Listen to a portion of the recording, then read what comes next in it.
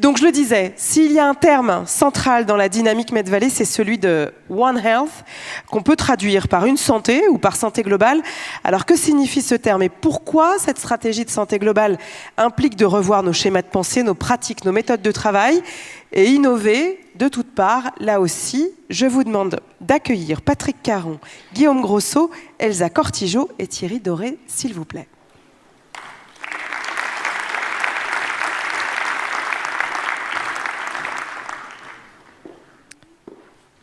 Et bienvenue à tous les quatre. Installez-vous. Alors, Thierry ou Elsa, peut-être. Elsa Cortijo, vous êtes directrice de l'agence de programme des programmes Climat, Biodiversité et Société durable. Thierry Doré, vous êtes directeur de l'agence de programme Agriculture, Alimentation durable, Forêt, Ressources naturelles associées, ingénieur agronome à l'INRAE et professeur à AgroParisTech. Alors, cette idée de One Health, cette santé globale, qu'est-ce que ça veut dire? Thierry. Merci, bonjour à toutes et tous. Alors c'est intéressant parce que jusqu'à présent, on a beaucoup parlé de désiloter, de décloisonner, mais on l'a fait essentiellement sur les disciplines et sur les métiers. Les disciplines en disant, pour aller vers une médecine personnalisée, il ne faut pas s'arrêter aux médecins, il faut aller chercher l'intelligence artificielle et le numérique. On a dit, pour l'eau, il ne faut pas s'arrêter à des dimensions purement de gestion technique, il faut aller jusqu'à la gouvernance. La santé globale, on peut aller un cran plus loin et dire il ne faut pas traiter la santé humaine, la santé de l'environnement, la santé des animaux et la santé des plantes de manière indépendante. Donc c'est mettre un cran plus loin les interactions qui existent entre les processus. Il faut penser système finalement. Il faut penser système, pas seulement système d'acteurs et système de discipline, mais aussi système parce que tous ces éléments-là sont très reliés dans notre planète et un peu au-delà de notre planète également. Il y a des tas d'exemples pour illustrer ça. Hein. Il y en a un qui vous avait bien plu quand on a discuté en amont. Il est génial. L'exemple qui est un peu daté maintenant, hein, puisqu'il date des années 90. C'est un exemple en Inde où il y avait 3 problèmes qui se sont posés simultanément au début de la décennie. Il y avait un problème de santé vétérinaire qui a été traité chez les bovins par une molécule. À côté de ça, de manière indépendante, quand on le constatait, des problèmes de modification des populations animales, avec une très forte chute des populations de vautours et un accroissement des populations de rongeurs et de chiens. Et puis un 3e problème qui était une diminution importante de la qualité de l'eau et des problèmes d'épidémies sur de la santé humaine, en particulier des épidémies de rage. Et les chercheurs ont mis 10 ans avant de se rendre compte que les 3 problèmes étaient liés. Le premier problème de santé vétérinaire, on traitait les animaux avec une molécule, le diclofénac, qui est aussi utilisée chez l'homme, mais qui est utilisée en santé vétérinaire.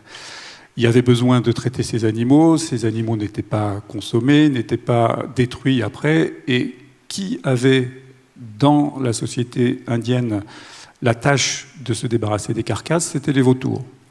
Les vautours, ce sont une espèce qu'on qualifie de cul-de-sac en écologie, c'est-à-dire qu'ils ont un système digestif qui est tel que le niveau d'acidité fait que les agents pathogènes ne vont pas au-delà du vautour. Ils sont détruits dans le système digestif du vautour. Donc les vautours avaient l'habitude d'aller sur les carcasses des bovins et les vautours ont été empoisonnés par le diclofénac, c'est-à-dire qu'il y a eu des problèmes rénaux chez les vautours, diminution de 90% des populations de vautours. Les carcasses étaient toujours là, et qui s'est occupé des carcasses? Ce sont les carnivores, les chiens, les mammifères carnivores, les chiens et les rongeurs. Donc population des chiens et des rongeurs, avec diminution de la qualité des eaux, parce que vous savez évidemment que les rongeurs ont une capacité à se mouvoir dans l'eau et à uriner dans l'eau, et développement d'un certain nombre d'épidémies dont les rongeurs étaient vecteurs. Donc en fait, les 3 problèmes qui avaient été vus séparément étaient les 3 faces d'une même difficulté, et ça traduit extrêmement bien les liens qui peuvent exister entre la santé des animaux, la santé des écosystèmes et la santé humaine. Donc on ne peut pas traiter les 3 indépendamment. Si on les traite de manière indépendante, on risque de mettre l'accent sur le traitement d'une difficulté et d'en générer d'autres à côté. Oui, et Elsa Cortijo, donc c'est pour ça qu'il est important de penser santé globale, c'est-à-dire qu'on ne peut pas mettre une action en place sans avoir en tête tout ce qui peut potentiellement se passer derrière en termes de conséquences pour la biodiversité, pour le vivant humain, non humain, etc. Enfin, c'est ça l'enjeu. C'est exactement ça. Bonjour à toutes et à tous. C'est exactement ça, d'avoir un traitement systémique, holistique, on l'a beaucoup dit au cours de cette soirée, de voir les sujets par différents prismes et avec, Thierry vient remarquablement de le dire, différentes disciplines et différents angles de vue pour prendre en compte l'ensemble d'un sujet. L'exemple des vautours en est un. Alors tu dis que ça date des années 90, il y a un papier qui est sorti dans un journal scientifique il y a quelques semaines sur une histoire finalement assez similaire dans l'Ouest américain avec une épidémie de champignons chez des chauves-souris qui a provoqué une augmentation de l'utilisation d'insecticides chez les paysans nord-américains parce que les chauves-souris ne faisaient plus leur travail de manger les insectes. Et cette augmentation de l'utilisation des insecticides a été corrélée à une augmentation des maladies infantiles, des cancers infantiles, de manière statistiquement significative, de l'ordre de 8% dans les zones en question. Et on voit bien que finalement cette atteinte à la nature a eu une incidence aujourd'hui qui... on a les moyens de le quantifier, on a les moyens de le mesurer, et alors que ça n'a pas toujours été facile et ça n'a pas toujours été faisable. Thierry le disait, c'est finalement rétrospectivement que l'ensemble des facteurs ont été mis en avant sur l'exemple des vautours indiens, mais c'est un sujet qu'on voit aujourd'hui dans beaucoup de sphères de l'environnement. C'est aussi dans cet esprit-là que les agences de programme ont été créées, dans l'idée de traiter ces sujets-là de manière systémique et holistique. Donc il y a l'agence de programme que Thierry dirige, celle que je dirige, et il y en a une troisième dont on n'a pas parlé, qui est l'agence de programme en santé, et qui va nous pousser à travailler collectivement sur le sujet de la santé globale. Mais alors je vous coupe, c'est quoi une agence de programme ? Alors c'est un nouvel objet qui est arrivé dans le paysage au début de l'année 2024, avec l'intention de travailler sur des sujets vraiment des gros enjeux sociétaux, donc agriculture, alimentation, je redis pas l'ensemble du titre que vous avez cité tout à l'heure, climat, biodiversité, société durable, il y a la santé, il y a l'énergie, le numérique, et dans chacun de ces sujets, il est attendu des organismes porteurs d'avoir un travail collectif dans la sphère de l'enseignement supérieur et de la recherche, mais aussi en lien avec les partenaires industriels, et ça, la table ronde précédente l'illustrait très bien, et les acteurs également du monde socio-économique au sens large, les publics de manière générale, pour traiter les sujets avec ces points de vue partagés dans des sujets d'importance sociétale comme ça, et aboutir à des stratégies pour l'État de manière à mieux traiter ces sujets-là. C'est ça donc Thierry, là aussi on a parlé des silotés, de faire en sorte de faire sauter les lignes d'eau pour comprendre qu'on navigue dans la même piscine. Oui, tout à fait. Simplement, c'est pas qu'à Montpellier. C'est peut-être ça la différence avec les situations précédentes, c'est-à-dire les agences de programme, elles ont été créées pour que l'ensemble des opérateurs de recherche dans un des domaines donnés travaillent de concert à l'échelle nationale pour avoir un plus fort impact collectif à l'échelle du pays sur nos thématiques de recherche, notamment pour mieux se positionner au niveau national et international. Parce que je pense que c'est ça l'enjeu pour demain, c'est d'être capable de se positionner correctement au niveau international. Oui, là aussi, c'est au même titre que l'échange qu'on avait autour de l'eau, c'est-à-dire qu'il y a plusieurs échelles et il faut les avoir en tête.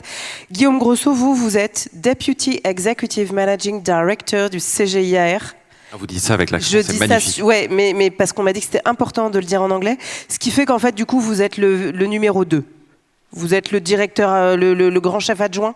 Le grand chef adjoint, c'est tellement moins poétique que ce que vous voulez dire alors avant, que tout de suite en anglais. On peut peut-être le dire comme ça. Voilà. Merci Nora. Mais peut-être un mot, Guillaume Grosso, sur le CGIAR, en quoi ça consiste et pourquoi ça répond aussi un peu à ces enjeux. Alors, on a un public très averti, bien sûr, ce soir. Évidemment. Donc, moi, je suis toujours curieux. Qui connaît le CGIAR? Juste pour avoir une idée, en levant la main. Ah ouais, quand même. Hein. Ah oui, ça fait tellement plaisir. Averti. Merci, ça c'est vraiment formidable. Alors, parce que on dit souvent que le CGIAR est un secret bien gardé, alors que on existe depuis plus de 50 ans, et ça fait 10 ans qu'on est ici à Montpellier. Le siège du CGIAR est à Montpellier. C'est une organisation internationale, donc un peu comme les Nations Unies ou la Banque mondiale, mais qui est un consortium qui est fondé sur l'idée d'un partenariat pour mettre fin à la faim. Pour le dire simplement. C'est-à-dire à la fin dans le monde. Exactement. Ouais. L'idée, c'est de se dire programme. comment est-ce qu'on résout l'équation alimentaire. Et depuis 50 ans, on se creuse la tête et on met en musique avec le CGIAR des centres de recherche, d'innovation.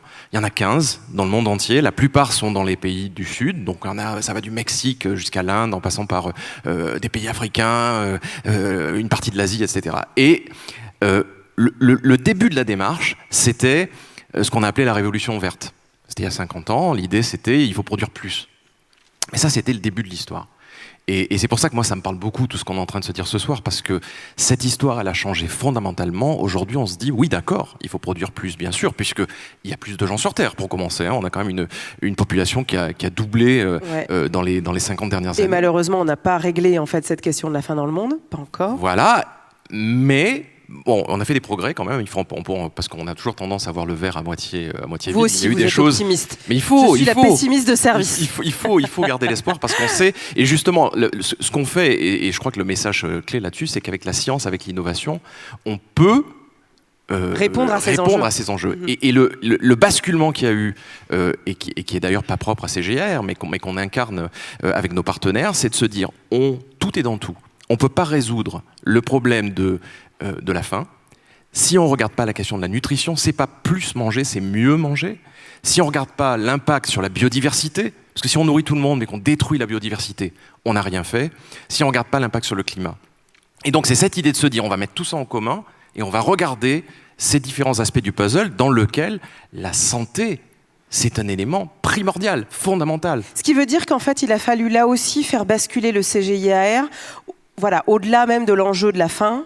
C'est comment on fait pour nourrir tout le monde en protégeant la planète, le vivant humain, non humain, la biodiversité, comment on ne pollue pas et comment on arrive finalement à garantir cette santé globale. C'est pour ça que moi je bois du petit lait quand j'entends nourrir, soigner, protéger. Parce que c'est vraiment ça. C'est l'essence de la question, c'est on ne va pas nourrir si on ne soigne pas. On ne va pas soigner si on ne protège pas. Et donc, en effet, pour vous donner un exemple, ce qu'on fait par exemple avec nos partenaires on va dire en Asie, par exemple en Asie du Sud, c'est on travaille sur les zoonoses. Vous savez ce que c'est les zoonoses? C'est quand une maladie, elle passe essentiellement d'un animal à l'homme, ou quand elle se transmet à travers la chaîne alimentaire. On en a connu une dernièrement qui nous a bien enquiquiné. Qui commence par un C, voilà. Tout à fait. Et qu'on ne va pas mentionner ce soir, mais qui a laissé beaucoup de traumatisme. Et on voit bien l'impact terrible pour l'humanité quand on laisse courir des zoonoses. Et donc, aujourd'hui, on ne peut pas se poser la question de l'alimentation, par exemple, si on ne pose pas la question des zoonoses. Patrick Caron, vous êtes président d'Agropolis International et vice-président du CGIAR, justement. Vous êtes ambassadeur Medvalley. On voit qu'aujourd'hui, quelles que soient les organisations, cette bascule, elle est en train d'avoir lieu. Il n'y a plus de plaidoyer à faire autour de ça. Aussi, bonsoir. Il y en a encore. Aussi, il y a du plaidoyer à faire, parce qu'on a quand même l'habitude, enfin les ornières sont profondes, et on a quand même l'habitude de travailler en silo, de travailler selon des secteurs, de travailler selon des disciplines, de travailler selon nos intérêts, et décloisonner ne va absolument pas de soi. C'est vraiment un geste volontariste, une ambition, une énergie qu'il faut arriver à réussir, transcender ces silos, c'est-à-dire un des slogans de Medvalley, c'est « L'avenir s'invente ici ». L'avenir, c'est pas le passé. Et les problèmes tels qu'on vient de les évoquer sont radicalement différents de ceux dont on avait à traiter il y a 50 ans. Guillaume l'a illustré. Quand on parle de la faim dans le monde ou de la malnutrition, aujourd'hui l'alimentation est le problème numéro 1 de santé publique, pas uniquement à cause de 10% de la population qui ne mange pas à sa faim, ce qui est déjà inacceptable, vu qu'aujourd'hui on produit assez pour nourrir tout le monde et qu'on a un autre type de problème quand on parle de cela, mais essentiellement parce que un tiers de la population mondiale peut être considéré comme mal nourri. Et mal nourri au sens où c'est soit un problème de carence protéino-énergétique, soit une carence en micronutriments, soit un problème de surpoids et d'obésité et des pathologies qui sont associées. Et donc la malnutrition, elle va bien au-delà de la question de la faim. Elle englobe la question de la faim inacceptable, mais elle va au-delà. Et surtout, et je rejoins un petit peu ce qu'on s'est dit jusqu'à maintenant, elle est complètement connectée à la crise climatique, à la crise liée à l'érosion de la biodiversité, au mal-être social qui peut en générer, aux questions de justice sociale. Donc on a bien un enchâssement des crises. Nos collègues anglo-saxons parlent de perfect storm, d'orage total, donc de crise enchâssée. Et je reviens au début de votre question, Nora, c'est bien pour ça qu'on a besoin de revoir avec des lunettes différentes, avec une vision différente, la manière dont on traitait les questions au passé. Mais là-dedans, vous aviez quelque chose à ajouter, Guillaume ? Je brûle Je vous en prie. D'ajouter quelque chose, parce que ce que dit Patrick est tellement vrai. Aujourd'hui, il faut manger et il faut bien manger. Les enfants qui n'ont pas accès à des éléments nutritifs, ils vont être handicapés pour le reste de leur vie, parce que c'est une question de formation qui impacte le mental et le physique. Bon, c'est pour ça que, par exemple, quand on réfléchit aux problématiques de production et même de productivité de l'agriculture, on met en avant des innovations comme la patate douce qui est enrichie en vitamine A. Parce qu'on sait que quand vous allez la manger, vous allez manger et vous allez bien manger. C'est-à-dire que ça va vous donner cet apport qui est essentiel pour le développement. Et c'est vraiment comme ça qu'il faut qu'on regarde les problèmes. Une dimension vraiment holistique et qui ne soit pas juste une entrée alimentaire. Mais Patrick Caron, vous êtes ambassadeur Medvalley, je le disais. Pourquoi, pour vous, il était important de porter ça ? Qu'est-ce qui se passe et qu'est-ce qu'on peut apprendre en fait de ce qu'on a pu entendre de cette manière de travailler ? Alors, je commence par la conclusion. Il y a quelque chose qui se passe ici. Ouais. Et pourquoi ça se passe ici ? Vous disiez l'avenir s'invente ici, qui était la tagline. L'avenir s'invente ici. Enfin, un des avenirs s'invente ici. Et ici, il peut permettre de penser et de créer un des avenirs. Pourquoi ? C'est pas complètement par hasard. On le disait, vous disiez, est-ce qu'il y a encore besoin de faire du plaidoyer ? Oui, il y a besoin de faire du plaidoyer parce que les habitudes et les segmentations et les obstacles sont vraiment sévères et compliqués. Il y a 3 raisons pour lesquelles ça se passe ici, si on y réfléchit. La première, elle était évidente dès le film, c'est que ici à Montpellier, pour des raisons historiques, pour des raisons d'investissement, et puis ça a été illustré par tous les intervenants précédents, il y a une densité académique et scientifique qui est absolument extraordinaire. Il y a non seulement des pôles d'excellence, alors c'est pas uniquement l'agronomie pour l'agriculture et l'alimentation, l'écologie pour l'environnement et la médecine pour la santé, c'est que petit à petit, grâce à cet écosystème, toutes les disciplines, y compris l'informatique, y compris les sciences humaines, se sont penchées sur ces défis, nourrir, soigner, protéger, et non seulement se sont penchées sur ces défis, mais surtout sur les interactions entre ces enjeux. Et donc on revient sur santé globale, sur quels sont les processus par lesquels la crise de la biodiversité, la crise climatique, les crises de justice sociale, les problèmes de malnutrition sont liés les uns aux autres et comment on peut comprendre et agir là-dessus. Le deuxième facteur qui fait de Montpellier un site absolument exceptionnel, c'est sa connexion au monde. C'est pas Montpellier tout seul. Depuis, on a vu dans le film les 800 ans de la faculté de médecine. La faculté de médecine a été créée grâce à un brassage tout autour de la Méditerranée et au fait que s'est cristallisé ici une compétence grâce à ce brassage Petit à petit, au cours du XXe siècle, se sont installées des institutions internationales. On accueille ici à Montpellier le laboratoire brésilien pour l'ensemble de l'Europe dans le domaine de l'agronomie. On accueille des Argentins, un laboratoire argentin, un laboratoire australien, un laboratoire américain. Et cerise sur le gâteau, après une conférence mondiale de la recherche agronomique qui s'est tenue ici dans ces locaux en 2010, et après un concours et un appel d'offres compétitif, le siège mondial du CGIAR est venu s'installer ici en 2012 avec des locaux. Il a bouclé l'écosystème. Et le troisième point? Et alors, deuxième point, donc la connexion au monde. Troisième point, le fait qu'on ait un écosystème. On l'a entendu aussi depuis le début, on a des acteurs qui s'occupent du financement de l'innovation, des acteurs qui accompagnent l'innovation, le monde académique, le monde de l'entreprise, le monde de la société civile, les collectivités territoriales. Et Medvalley, d'une certaine manière, est venu offrir l'énergie qui nous permettent de travailler encore mieux ensemble et de rendre ça visible, de le rendre visible pour les citoyens montpelliérains, de le rendre visible au niveau national et de le rendre visible au niveau international. Ce sont ces trois choses ensemble qui font que Montpellier peut aujourd'hui offrir cela. Et peut porter aussi un plaidoyer. Mais vous évoquiez justement tous ces étages et je voudrais qu'on ait un exemple un peu précis de ce que ça peut représenter. Manon Rapetier, est-ce que vous êtes là? Manon, bonsoir. On va vous apporter peut-être, oui, un micro. Manon, vous êtes responsable recherche et développement à Vitropic, une entreprise justement qui est une filiale du CIRAD qui a 40 ans d'existence. Alors, racontez-nous Manon, puisqu'on parle santé globale, vous, qu'est-ce que vous faites qui est lié justement à ces enjeux? Qu'est-ce que vous faites à Vitropic? Déjà, bonsoir à tous. Alors, nous, Vitropic, on est une entreprise basée à Montpellier, spécialisée dans la production de plants tropicales d'intérêt agronomique et principalement du bananier. Donc, nous, notre cœur d'activité, c'est vraiment la production de bananiers qu'on va principalement exporter, parce qu'on ne fait pas de bananier en France.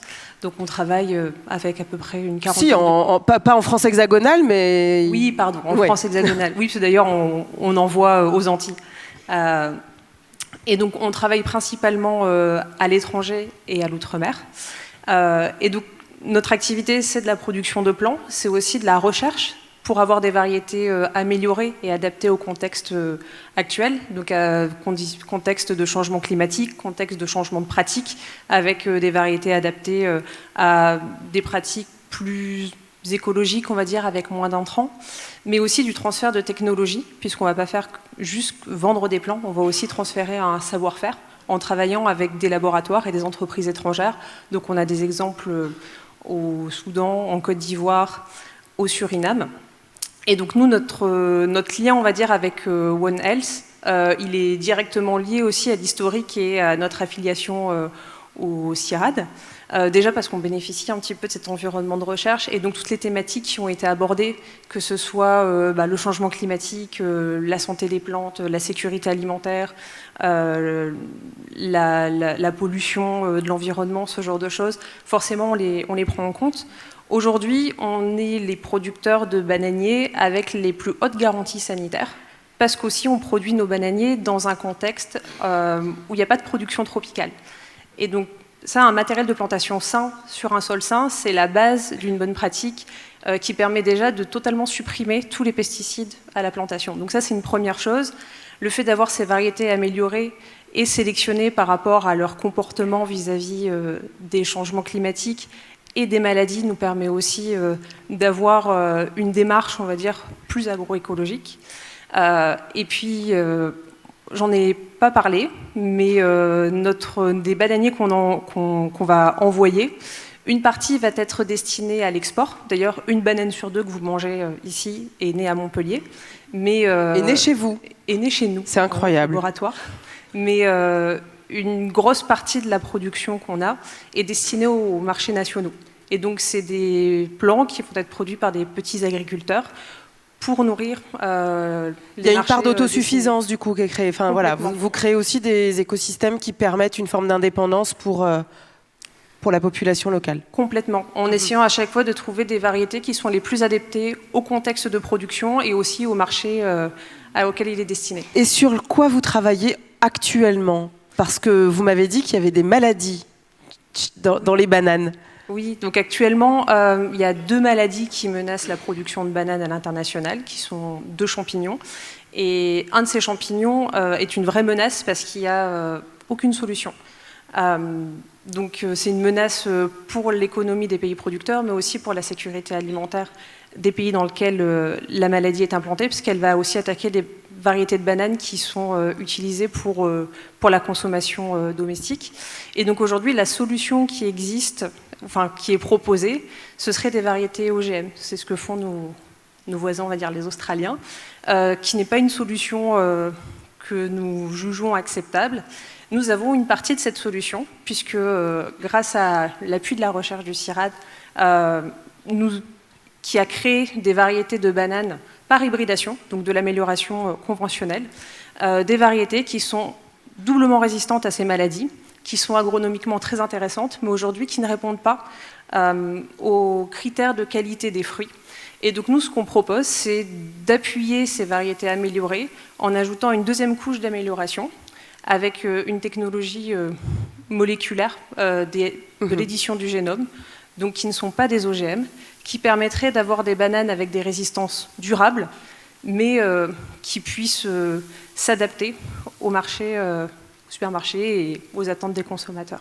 Merci beaucoup, merci Manon Rapetit. Je rappelle, vous êtes responsable recherche et développement à Vitropique et on espère effectivement que tout ceci va aboutir. On voit bien, Thierry Doré et Elsa Cortijo, la nécessité d'avoir une vision globale, mais qui est aussi dans du transfert de compétences, qui est aussi dans une forme d'autonomisation des marchés locaux. C'est aussi ça l'enjeu, c'est-à-dire qu'une santé globale, c'est pas juste continuer d'avoir peut-être un rapport très vertical du nord au sud, mais être dans une forme de coopération qui réinvente les liens. Oui, et une forme de territorialisation, alors en prenant garde aux écueils qui a été signalé par l'intervenant tout à l'heure sur la gestion de l'eau, où une trop grande territorialisation pouvait nuire, mais néanmoins on voit bien que des problématiques, ça a été dit aussi pour l'eau propre au bassin parisien, ne sont pas à transplanter dans le Pas-de-Calais depuis quelques mois maintenant. Donc cette notion d'imbriquer à la fois, pour ce qui nous concerne, en tout cas nous, agence de programme, cette vision systémique, holistique, avec une stratégie nationale, mais qu'on soit capable de décliner au plus près des besoins territoriaux. Et c'est tous nos enjeux aussi dans l'articulation nationale-locale. Thierry ? Oui, on a besoin que des choses telles qu'elles se développent ici à Montpellier se développent aussi ailleurs. Et on a besoin au niveau national d'être capable de valoriser des exemples territoriaux d'institutions qui travaillent entre elles et qui ne traitent pas les questions de santé indépendamment les unes des autres. Donc ce qui se fait à Montpellier, on espère le voir à d'autres endroits, parce qu'il y a un certain nombre d'autres endroits où les questions ne se posent pas avec la même acuité sur le plan environnemental, sur le plan de la santé animale ou le plan de la santé végétale. Là, on a dit beaucoup cette nécessité de décloisonner, mais aussi de repenser les liens nord-sud, de penser partenariat finalement. Si je puis dire, commencer à horizontaliser et à faire en sorte de bosser en rhizome, dans une petite dentelle qui permet justement de dépasser ces logiques de rapport de force, de rapport de domination, d'histoire aussi, parce que ces territoires, c'est aussi une histoire coloniale qu'il faut avoir en tête. C'est là aussi l'enjeu, Guillaume Grosso. Oui, absolument. Et tout à l'heure, on parlait on a beaucoup parlé de cloisonnement, mais de quel cloisonnement est-ce qu'on parle? D'abord, il y a le cloisonnement entre des domaines. Les gens qui sont dans la biodiversité ne parlent pas aux gens qui sont dans le climat, qui ne parlent pas aux gens qui sont dans l'agriculture, dans la sécurité alimentaire, etc. Donc il faut casser ça. Mais il y a un deuxième décloisonnement, et qui était très, je pense, souligné par l'intervenante tout à l'heure. il faut casser aussi le mur entre le public et le privé, entre la recherche, la science d'un côté, et puis les questions de plaidoyer, comme si il y avait là, ce que nous disait Manon, c'est quand même, c'est une émanation du CIRAD, et cette entreprise a 40 ans, on a le sentiment qu'en fait, ces décloisonnements sont récents. Bon, ça a pu exister, il faut... Oui, puis on a du mal, je veux dire, faut reconnaître, c'est pas, on voit qu'il y a encore des hésitations, que les gens sont bien dans leur couloir, il y a un canal science, il y a un canal plaidoyer, un canal entreprise, et en fait on a besoin de mettre ces canaux en commun. Donc je pense que, et pour moi c'est ça la force d'ailleurs qu'on a ici à Montpellier. Parce que c'est le fameux proverbe africain, quand vous voulez aller vite, vous partez seul, et quand vous voulez aller loin, vous partez ensemble. Et c'est exactement ça qu'on arrive à faire ici. Et je crois qu'il faut qu'on le chérisse. Oui, évidemment, j'imagine que vous allez être d'accord, Patrick, qu'évidemment, faut le chérir, mais là-dedans, comment on fait? Parce que c'est bien gentil juste de dire, bon, faut décloisonner, faut apprendre, ok, mais en fait, ça se décrète pas, cette agilité-là. Ça veut dire, là aussi, il y a un décloisonnement qui va pas de soi, c'est-à-dire que Montpellier innove dans le domaine des transports, innove dans le domaine de la transition agroécologique, innove dans le domaine d'une seule santé, et innove surtout dans la manière de mettre ensemble ces différents défis entre biodiversité et transition agroécologique. En témoigne l'Observatoire montpelliérain de l'évolution et de l'écologie de la santé qui est mis en place actuellement et qui essaye de décloisonner. Mais l'innovation locale, même répétée à l'infini, ne fera pas développement durable à l'échelle mondiale. Et il faut qu'on arrive à tisser, vous le disiez en implicite, Nora, il faut qu'on arrive à tisser les liens entre ce qui se passe ici à Montpellier et ce qui se passe dans le monde. Je crois à l'innovation locale, je crois à la capacité de porter le développement durable au niveau local, mais il y a aussi des questions qui se traitent à l'échelle nationale ou à l'échelle internationale. Oui, ce qu'on évoquait pour la gouvernance, c'est-à-dire qu'il va falloir à un moment penser bien plus large. Exactement, et juste pour en donner un exemple, aujourd'hui dans le monde, il y a 540 milliards de subventions au secteur agricole dans le monde par an, et un rapport récent des Nations Unies montre que 87% de ces subventions génèrent des désagréments et des externalités négatives. C'est pas pour accuser le secteur agricole, puisqu'il est le premier à souffrir lui-même de ces problèmes-là. Mais ça veut dire qu'il faut repenser ces questions-là. Et ces questions-là, on ne les pense pas uniquement au niveau local.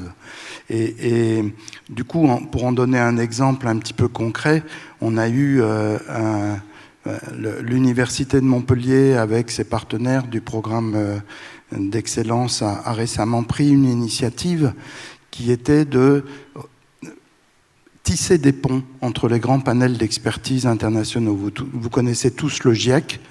Depuis que le GIEC a eu le prix Nobel, un certain nombre de panels ont été créés, qui, dans le domaine de la sécurité alimentaire, il s'appelle le HLPE, qui, dans le domaine de la biodiversité, il s'appelle l'IPBES, qui, dans le domaine de One Health depuis Covid.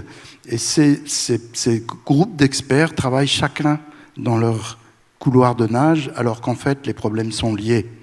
Et donc, on ne peut pas arriver à les faire travailler ensemble à Genève, à Rome, ou à Bonn ou à New York, parce qu'ils sont tous dans leur carcan institutionnel. Donc on a pris récemment une initiative de les inviter à Montpellier pour voir comment ensemble ils pourraient travailler, non pas uniquement pour une feuille de route mondiale, mais pour aider les collectivités territoriales et les pays à élaborer des feuilles de route dans le domaine de la santé globale. Et alors, c'est incroyable, ils sont venus, c'était en mars l'année dernière, eux-mêmes ont dit on va appeler ça le processus de Montpellier, pas pour dire qu'on s'ancre ici, mais pour dire qu'ici est né quelque chose qui permet cette coopération internationale et scientifique et politique, et on se retrouve, y compris avec le modèle expérimental de Montpellier, à Cali lors de la COP biodiversité dans 2 semaines, pour continuer à avancer sur ce domaine-là. Ouais, et on voit bien que cet ancrage territorial, il permet en fait des expérimentations. Est-ce que dans le cadre des agences de programme que vous dirigez et l'un et l'autre, il y a une possibilité de faire système en empruntant ce qui peut marcher pour justement changer un petit peu c'est de langue, si je puis permettre, de grammaire, de pratique. Est-ce que ça, c'est possible, Elsa ? Alors je sais pas dire si c'est possible, mais ça mérite d'être tenté. Et en tout cas, il y a un besoin très clair de porter les résultats de la recherche, alors vers l'industrie, etc., ça a été beaucoup dit, mais aussi vers les politiques publiques. Parce que les politiques publiques doivent s'ancrer dans la réalité des résultats scientifiques pour être plus efficaces. Et ce qui est fait à l'échelle locale, comme ici à Montpellier, ce que disait Thierry tout à l'heure, il faut trouver le moyen que ça soit reproduit, alors adapté au territoire ailleurs en France, que ce soit en France hexagonale ou ultramarine, et qu'on puisse, avec les agences de programme, faire système et porter ça aussi vers les politiques publiques. Ça fait partie de nos ambitions. Politique publique, mais je pense du coup derrière les politiques publiques, il y a aussi les citoyens, la société civile. Tout à fait. On pense souvent en valorisation de la recherche à travers l'innovation, de temps en temps à travers la formation, les politiques publiques, et on a tendance parfois à oublier la société civile. Or, il y a un certain nombre de besoins qui ne sont pas des besoins marchands et qui ont à bénéficier d'innovations qui viennent de la recherche, qui viennent d'un certain nombre de résultats scientifiques, qui ne sont pas forcément les mêmes résultats que ceux qui vont bénéficier à une innovation marchande. Donc je pense que quand on dit valorisation de la recherche dans un écosystème qui se veut innovant, comme Medvalley, il faut avoir les 4 valences. On a entendu parler de la valence formation tout à l'heure sur la médecine. On a beaucoup entendu parler de la valence innovation, entreprise, start-up, medtech, etc. La valence politique publique est importante et je pense qu'il ne faut pas omettre la valence société civile, besoin des citoyens qui ne passeront pas forcément par des innovations marchandes, parce que ce ne sont pas toujours des innovations produits, ce sont parfois des innovations organisationnelles, et même quand ce sont des innovations produits, parfois elles ne rentrent pas directement dans un marché, alors qu'il y a des besoins de la société, des besoins des citoyens derrière. L'exemple de ces innovations qui ne sont pas des innovations de marché, c'est le Nutri-Score. Oui. C'est une innovation de la recherche qui s'est retrouvée, alors c'est contesté, c'est ce qu'on veut, je ne dis pas que c'est simple, mais ça n'est pas une innovation marché au sens monétarisé. Et néanmoins, c'est une innovation. C'est une innovation, et pour le coup, qui est extrêmement claire pour la plupart des concitoyens, ce qui explique aussi pourquoi des industriels cherchent à le dégommer, mais ça, c'est un autre sujet. Guillaume Grosso, voilà, on voit que les acteurs sont nombreux. Comment on fait justement pour embarquer tout le monde, à tel point qu'il faut penser du local au global et vice-versa, avec tous ces gens autour de la table, en termes de gouvernance, là aussi, c'est pas simple. Et en plus, il y a urgence. Exactement. Et alors Patrick parlait tout à l'heure du Montpellier Process, qui était une innovation qui est née ici, et peut-être ce soir, on va faire sauter encore un verrou. Ce soir, après cette discussion, à 20h30, on va se retrouver pour signer un accord. Et cet accord, c'est le fondement d'une nouvelle initiative qui s'appelle le International Innovation Hub, le hub international de l'innovation. Et c'est vraiment l'idée de casser cette barrière supplémentaire entre le local, le régional, le national, le méditerranéen, le mondial. Et l'idée, c'est de se dire, on a des partenaires ici à Montpellier qui, historiquement, ont travaillé en local et en international, sont plongés avec des liens très très vivaces, existants depuis des décennies, avec des partenaires en Afrique, autour de la Méditerranée et ailleurs. Comment est-ce qu'on met ces gens en commun? Comment est-ce qu'on crée un réseau de réseaux? Ouais. Voilà. Et ça, j'espère que c'est une nouvelle page d'histoire qu'on va pouvoir écrire. Bah écoutez, en tout cas, je suis très fier du soutien qu'on a et de Montpellier Métropole, bien sûr, et de tous les partenaires qui sont derrière cette idée, parce que ça peut bousculer un petit peu les choses, les idées reçues. Ouais, ben justement, on va rejoindre, on va faire justement un point avec la région et la métropole, mais peut-être une dernière question pour vous, Patrick Caron. Mais voilà, c'est d'ici, ce processus part d'ici, et il y a une dimension transformatrice, mais je le disais, l'urgence, elle est là, donc il faut encore continuer d'évangéliser, pardon pour ce terme, mais on n'en a pas fini en fait de ce travail. Alors moi, je n'utiliserai pas le mot évangéliser, parce que... J'ai fait exprès. Il se passe plein de choses partout. Ouais. Il y a un paradoxe.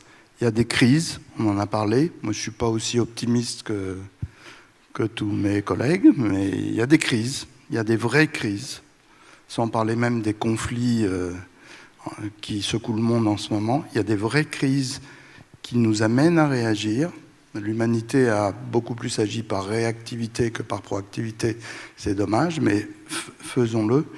Et du coup, le paradoxe, c'est que dans le même temps, il se passe énormément d'innovations et énormément de choses qui bougent, qui se transforment et desquelles il faut qu'on apprenne. Donc j'utiliserai plutôt le mot apprentissage que évangélisation, c'est-à-dire qu'on ouvre les yeux, qu'on regarde ce qui bouge, qu'on apprenne, qu'on puisse adapter au Yatanga, à l'Amazonie ou au Kazakhstan ce qui peut se passer ici et vice-versa, qu'on apprenne les uns des autres et surtout qu'on arrive à faire en sorte que l'innovation locale, l'innovation nationale et l'innovation dans les cadres internationaux de régulation, elle soit cohérente et elle contribue au développement durable et aux enjeux du développement durable. Parce qu'on aurait tendance assez facilement à rendre synonyme technologie, innovation et production de biens publics. Ce n'est pas le cas.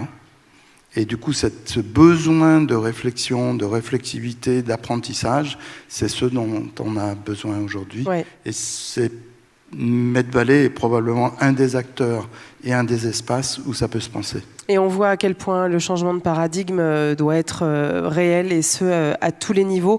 On va vous remercier tous les quatre. Guillaume Grosso, Thierry Doré, Elsa Portigeau, Patrick Caron. Merci à vous.